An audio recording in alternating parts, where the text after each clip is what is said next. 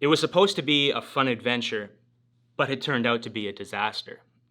It happened when my parents graciously decided to take my brothers and I down for a trip to Mexico. We had come out of a hard season and they wanted to kind of get us away as a family, to get some rest, to enjoy good food, to read and relax on the beach, and to have some fun together by going on some day trips.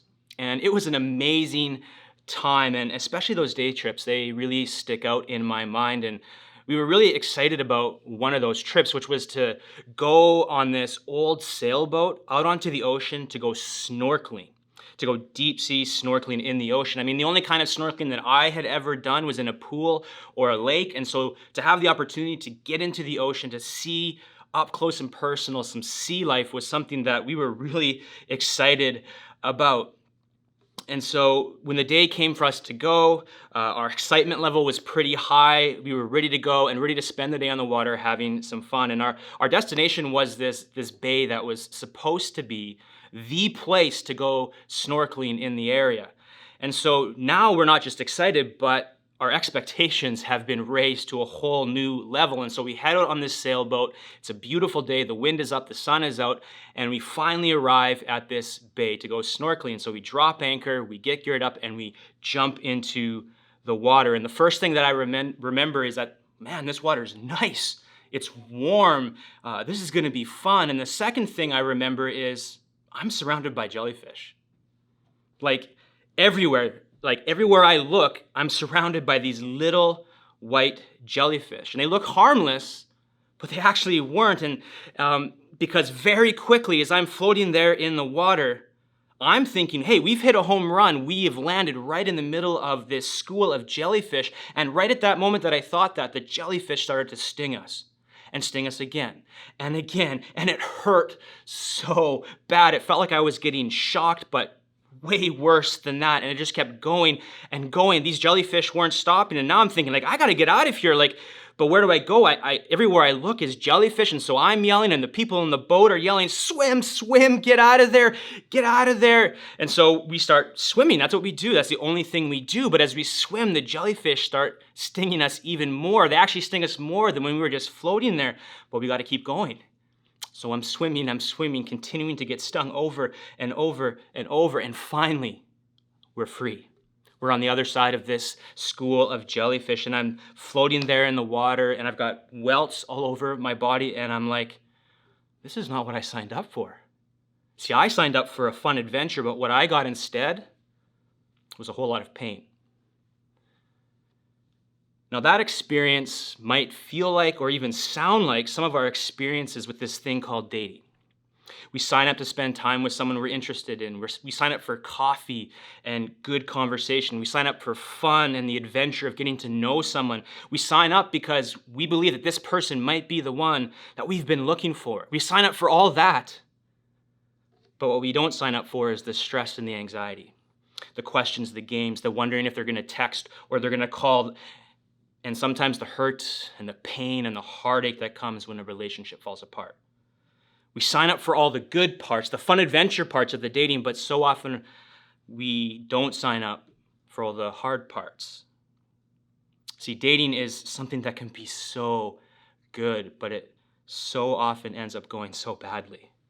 And some of us listening today, we get that all too well. And what we'd love more than anything else is to have a different experience of dating. And so today, as we enter back into this series we've been in called Better Relationships, we're going to come at this topic of dating. And we're going to ask, how do we think about and pursue dating in a way that sets us up to experience something different than we have in the past? Maybe even something better when it comes to this strange and beautiful thing we call dating. That's the question we're going to try and wrestle with and answer today as we continue in this series. Now, before we jump into the Bible and start to investigate what it says and the principles it has there for us when it comes to this topic, I'm well aware that you might be here listening and you're thinking this isn't relevant to you. Maybe you're married and you already have kids, or you're a grandparent and you have grandkids, and you've already gone through this whole dating experience and you found someone to share your life with, and you're thinking, well, this isn't really relevant to me. This isn't important to me today. And that might be true, but let me just say this. Some of you, as I said, are married and you have kids or you have grandkids. And at some point, those kids and those grandkids are going to start to think about, ask questions about, or even wanting to start pursuing this thing called dating. And your ability to understand dating, what it is, what it's for, why we do it, will help them to know what to expect. It will empower you and equip you to guide them and support them as they start to think about and pursue dating. And so they're going to need your help. They need your support. And so I actually think today is incredibly relevant for you. And here's the other thing. If you look at our church, we have a lot of young people and singles in our church. And I talk to a lot of young people who describe their dating experience as damaging, hesitant. It's hard to keep up hope, that it's painful. And so what they need is us as a church to come alongside them, cheer them on, support them, and help them to date well. And so I think that today is incredibly relevant for all of us. If you're single and you want to date, today is for you. If you're single and you've been deeply hurt in dating, today is for you. If you're single and you never want to date, it's off the table, today is for you. If you're married and you're a grandparent, today is for you too. See, I think today is for all of us. So let's all lean in. Let's not lean out, but lean in, because better relationships are on the line. So, to help us think through this, we're going to be in a book of the Bible called Ruth. It's found in the part of the Bible before Jesus that we call the Old Testament. So if you have a Bible, whether it's electronic or a hard copy, grab it and turn to Ruth chapter 2. We're going to pick up this story in Ruth, starting in verse 1 of chapter 2. Listen to these words. Now Naomi had a relative of her husband's, a worthy man of the clan of Elimelech, whose name was Boaz. And Ruth the Moabite said to Naomi, "Let me go to the field and glean among the ears of grain after him in whose sight I shall find favor." And she said to her, "Go, my daughter."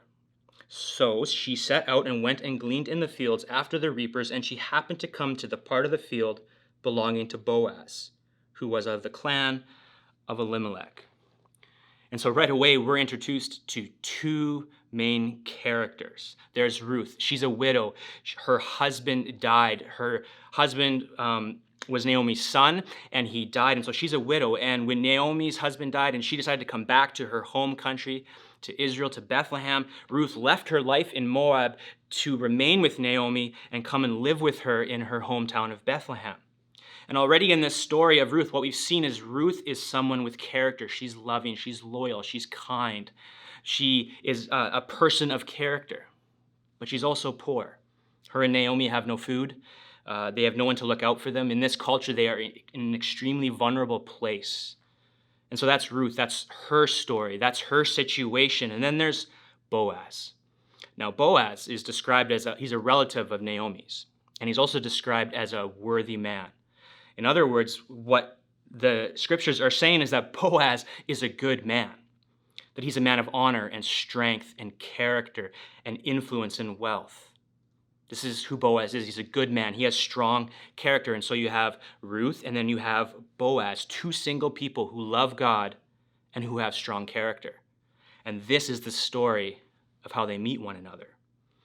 And if you notice, it just so happens that Ruth, in need of food, decides to go to the harvest fields that were outside the city to gather some grain so she and Naomi can have food. And she just happens to come to the very field that Boaz owns.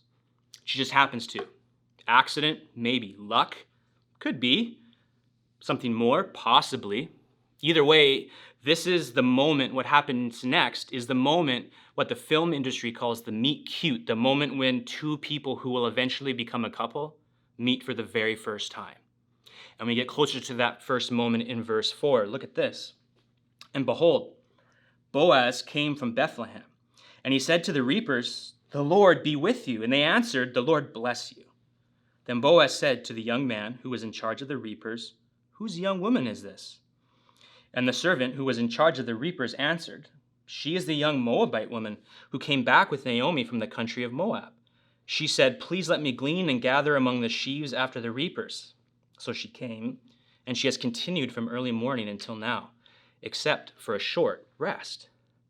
So Boaz shows up at his field, and he notices Ruth in the crowd, and he asks, "Who is that?" Is she married? Which family does she come from? And so right away, we see that there's this curiosity in Boaz when he sees Ruth. He's never seen her at the field before. He doesn't really know who she is. And so he has this curiosity about her. But there's also a hint of physical attraction going on here. See, Boaz has noticed Ruth. She's caught his attention. And you might think, whoa, whoa, whoa, whoa. Isn't that shallow? Can we actually be physically attracted to someone if I follow Jesus? Is that something that we're allowed to do? Yes, you can. You can be attracted to somebody. Attraction is a good thing, but it can't be the only thing. And too often it is in our minds and our hearts and the way we evaluate people and the way in our culture. See, physical beauty and sex have been elevated in our culture in such a way that if we're not careful, we can do the same thing. But yeah, if you see someone and you feel all the feels and you're interested in them because of what you see, that's okay. That's good.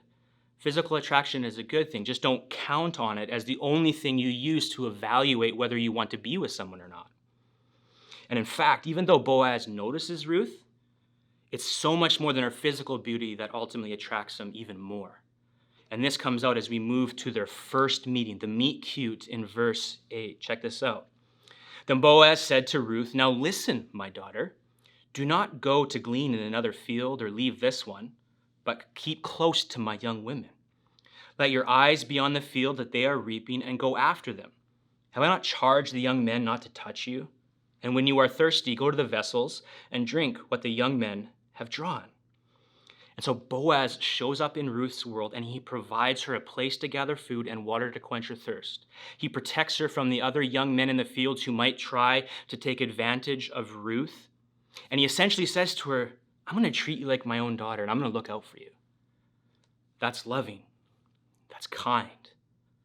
That's someone seeing another person in need and entering in their story to help them have something different, something better. And Ruth, she's blown away by this because this is totally unexpected. Look at how she responds to this kindness of Boaz. Verse 10, "Then she fell on her face, bowing to the ground, and said to him, 'Why have I found favor in your eyes, that you should take notice of me, since I am a foreigner?' But Boaz answered her, 'All that you have done for your mother-in-law since the death of your husband has been fully told to me, and how you left your father and mother and your native land and came to a people that you did not know before. The Lord repay you for what you have done, and a full reward be given you by the Lord, the God of Israel, under whose wings you have come to take refuge.' Then she, Ruth, said, 'I have found favor in your eyes, my Lord, for you have comforted me and spoken kindly to your servant, though I am not one of your servants.'" So not only does Boaz provide for Ruth and protect her, he speaks words of blessing over her. He eases the worries that Ruth is carrying, that she's weighed down by. And in doing this, we start to see Ruth's story rewritten. Why? Because someone entered into Ruth's story and situation out of kindness to give her something that she didn't have but desperately needed. And if you know the story of Ruth, then you know by the end of this story, Ruth and Boaz unite their life together in marriage, and that's a beautiful ending to a really cool story. But what I think is even more beautiful for our purposes today is the picture that's starting to be painted here in the opening moments of this relationship. See, here Boaz moves toward Ruth in kindness and helps her to have something different than she currently has. And the thing is, Ruth has already been doing the exact same thing for her mother-in-law, Naomi. And Boaz references that in verse 11. He says that he's heard everything about Ruth has been doing for Naomi. It's reached his ears. He's been told about the love and the kindness that she had shown to Naomi after Naomi lost her husband and was grieving, and how when Naomi was alone, that Ruth was the only one who stuck with her. That this has actually reached Boaz's ears, and how she has been living before they've ever even met has caught his attention. Is something that he's noticed about her. And so the picture that is being painted in these opening moments of this relationship is this: two single people bringing love and kindness into the relationships that they have. And in a culture that elevates beauty and sex as the primary ways to determine whether you want to spend time with someone or not, this is something completely different. In fact, we might even say it's something radical. because it begins to show us a better way to approach dating.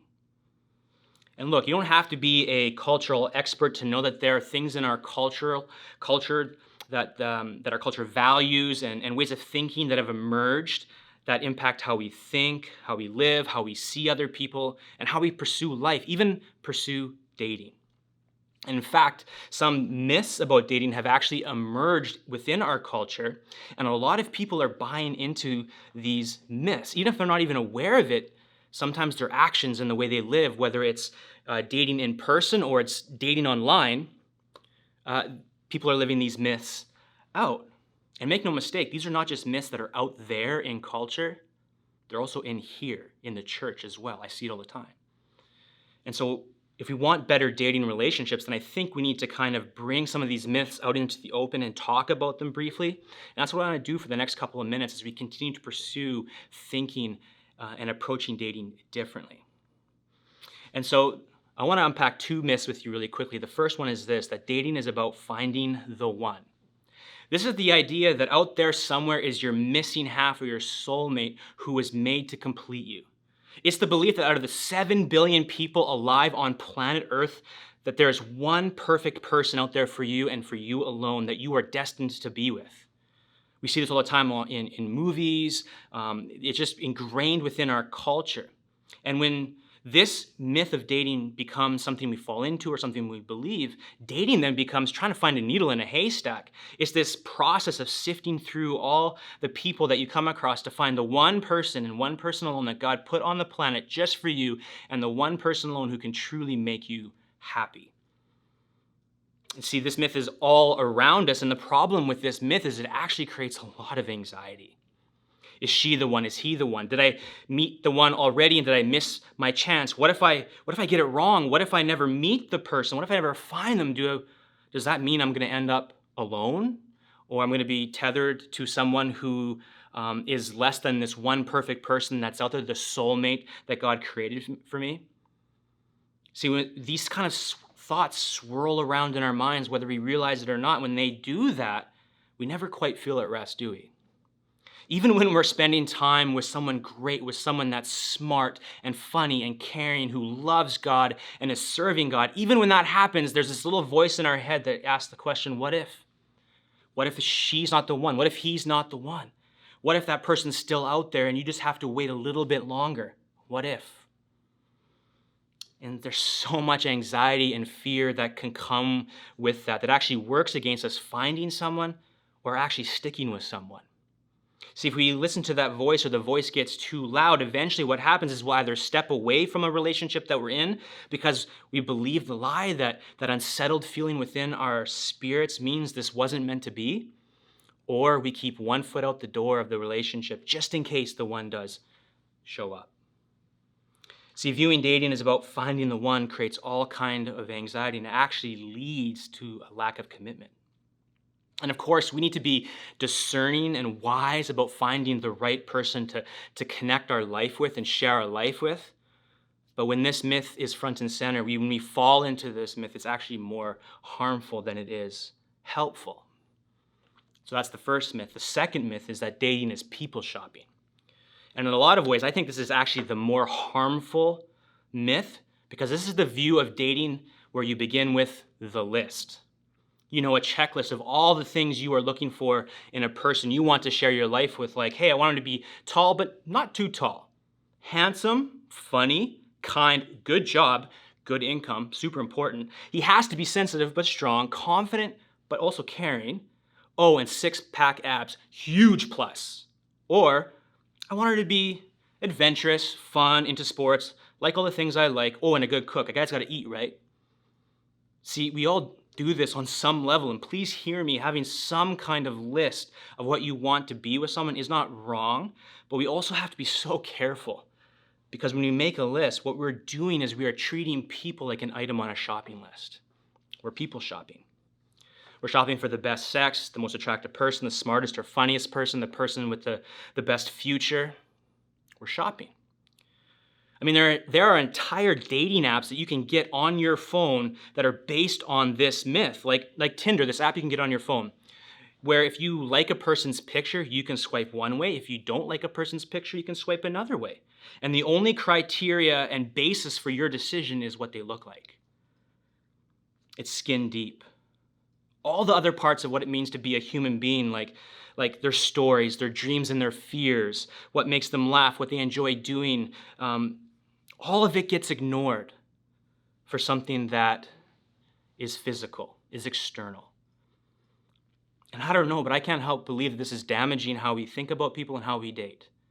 And hey, you might not be doing this on Tinder, but you might just be doing this in your everyday life. As you go around living your life, you come across someone and you subconsciously pull out your checklist every time you see someone that might be interesting, and you quickly run through all the different boxes you've created in order to see if this person's a match. See, when we're doing this, we're treating a person who is made in the image and the likeness of God, who has eternal value and worth, and we're treating them like a product that we can buy on a grocery store shelf or on Amazon. We're people flashing. A news flash, if you're doing this to other people, people are definitely doing it to you.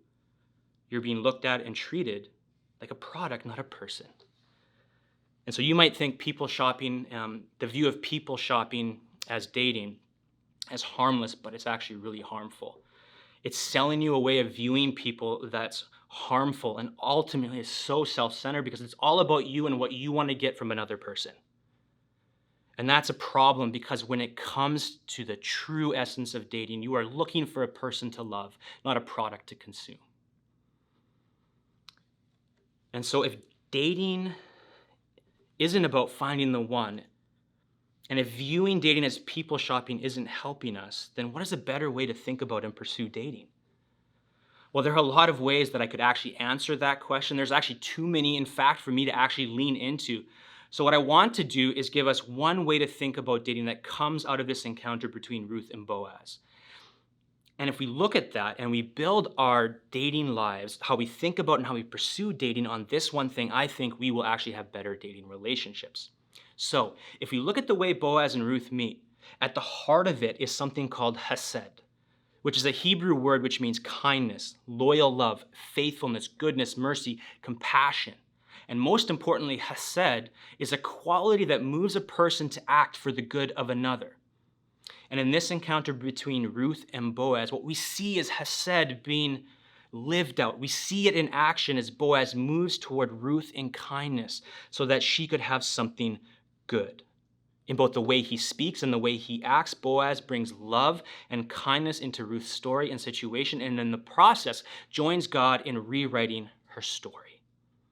Do you know what that sounds like? That sounds like what God has done for us. See, when we look at Boaz, we see a real historical person, a man who met and married a girl named Ruth who started a family. That's who we see here, but we also see a glimpse of something greater. We see a glimpse of someone who would come hundreds of years later, who would actually come from the family line created in this family, this unity that Ruth and Boaz has. We see a glimpse of someone who would come, who would be born hundreds of years later, who would come and show us the ultimate kindness in doing for us what we could never do for ourselves. And of course, the person I'm talking about is Jesus. And when we talk about Jesus, we're not just talking about a good moral teacher or even a historical person. I mean, he is those things, but he's so much more. So when we're talking about Jesus, we're talking about God.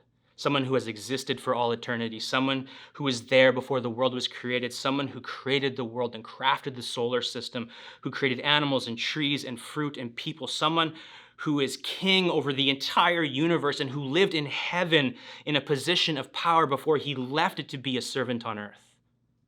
This is the Jesus we're talking about, which makes it absolutely stunning to read in the Bible that this same Jesus who was a king in heaven came to be a servant on earth in both his life and ultimately in his death on a Roman cross for our good. I mean, it's just staggering to think about that Jesus moved toward us in kindness to rescue us from everything that separated us from God, what the Bible calls sin, and to bring us into a relationship with the God of the universe. And Jesus didn't have to do this. He could have stayed where he was, but instead he moved towards us in love. He came down to lift us up to something more. And in this, God showed us extravagant kindness. We didn't earn it. We don't even deserve it. But this is who God is, a God who is love, gracious, merciful, and kind. And here in Ruth, the pattern that we see in Jesus is being lived out in this encounter between these two single people as they move toward others in kindness. Ruth with her mother-in-law, Naomi, and Boaz with Ruth. And when those two people meet, something beautiful is born. And that is the main point that I want to bring before you today, is that what I've encountered in Jesus, the person I'm dating should encounter in me. That the love that Jesus has shown me, the kindness that Jesus has shown me, the forgiveness, the mercy, the compassion, the grace that Jesus has shown me, that I've encountered in Jesus, this is what the person I'm dating should experience and encounter in me and from me as long as we are together. Whether that's for a short time or you end up uniting your lives together in marriage for life. What I've encountered in Jesus is what the person I'm dating should encounter in me. What if this is how we thought about and pursued dating? What if instead of thinking about approaching dating as a search for the one or as people shopping, you approach dating as an opportunity to help another person experience the love and the kindness of God for the time you were together? What if instead of creating a checklist of what you want from a person, you started thinking about how you can help someone taste God's love and God's kindness through how you speak to them and how you treat them? And then you went and looked for someone who was actively doing the same thing in their relationships. What if we thought about dating like that? See, I think that's a much better way to date, don't you? To think about and pursue dating based on the message of Jesus and not some myth. And I think if we do that, I think it's going to set us up for better dating relationships. And so that's the framework. That's the big thing that I want you to take away today. That what I've encountered in Jesus is what the person I'm dating should encounter in me. And if we can get that, then I think we're at a really good starting point. But I don't want to leave you without some more practical kind of guiding principles to help you date well. And so as we kind of land the plane on this talk, I want to do some quick hit guiding principles to help you date well. The first of them is this: invite God into the process. Don't try and do this alone. Be prayerful. Pray for wisdom and guidance along the way as you date. Even pray for the person that God might have in mind for you. I mean, unbeknownst to me, Catherine and I, my wife, 8 months before we ever met, we both had it put on our heart by God to start praying for the person that we were going to marry. We had never met. She was living in the United States, but 8 months before, she felt she needed to start praying for this guy who was out there, which happened to be me, and I started to pray for this girl who was out there, which just happened to be Catherine. And so prayer is a powerful way to invite God into the process and to join him in this dating journey. And so start with inviting God into the process, then ask gospel questions. Questions like, how has Jesus loved me? And how can I love this person I'm dating like that? How can I lay aside my wants and needs so I can help this person have what they want and need? What do I need to say and do so that this person can experience the kindness of God through me today? And then once you ask those kind of gospel-centered questions, go and do it. Live it out. Go and put those things into practice. And in this way, you'll be letting the message of Jesus shape your thinking and lead you in how you treat the person that you date. So ask gospel questions. Next, honor and protect. See, in verses 8 and 9 of Ruth, we see something from Boaz that I think is so important. In verse 8, he says, I'm going to treat you like my own daughter and look out for you. He's honoring this woman who's vulnerable, who's lost her husband, who doesn't have what she needs to thrive and flourish. And so he looks at her, I'm going to honor you like my own child, treat you like my daughter. But he also protects her. Again, we talk about how he said to the young men in the field, don't touch her. Like, she's like my own daughter, don't leave her alone. And in both of these acts, Boaz is being incredibly loving. He's honoring Ruth and making sure she's not being taken advantage of by himself or others. And look, like I don't have to convince you, but this is a big issue in our culture today. We see it in some of the sexual assaults that happen on campuses all over North America and the world that many believe are linked to the effects of pornography, that of seeing women or men as objects to be used for one's own pleasure. And so when you enter into a dating relationship, let me just say this right outright. True love does not require access to another person's body while simultaneously at the same time abdicating any responsibility to take care of the other parts of who that person is, like their emotional, mental, spiritual well-being. And so we want to honor and protect one another. We want to keep good boundaries in our relationships. We want to live that out. And that's such an important piece. So honor and protect, and then be honest. Don't play games. Be kind by being clear. Share where you're at. Have conversations about your relationship. Be intentional. Kindness and being clear is so important in how we be honest. Together is better than alone. If you notice, Boaz looks at Ruth and says, hey, follow the other women. Be in relationship with the other ladies who are gathering grain.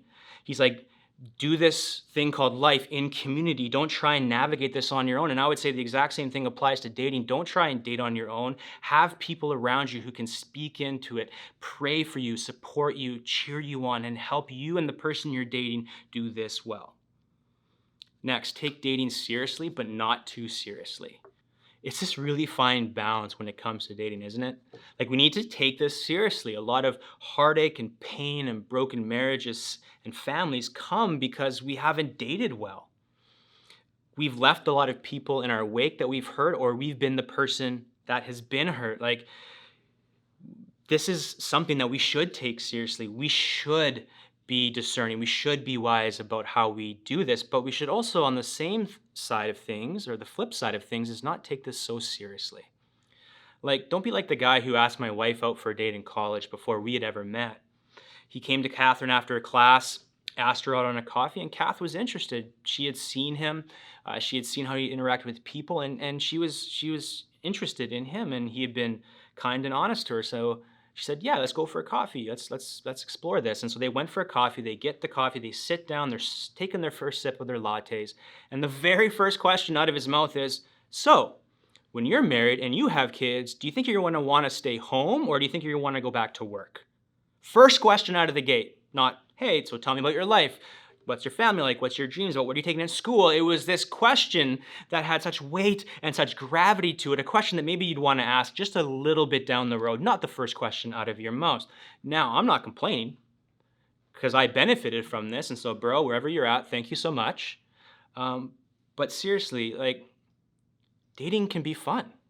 Like, we need to take this seriously. Let's not be so serious about dating. Like, going on one date for coffee with someone doesn't mean you're going to marry them.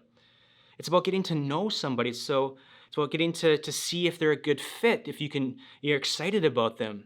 And so, yeah, we need to take this seriously, but not too seriously.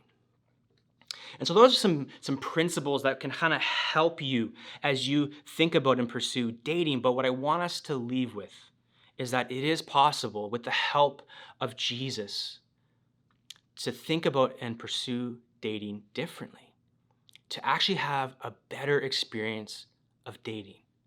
And I think it's possible when we build our concept of dating and our pursuit of dating and our practice of dating on the message of Jesus rather than a myth.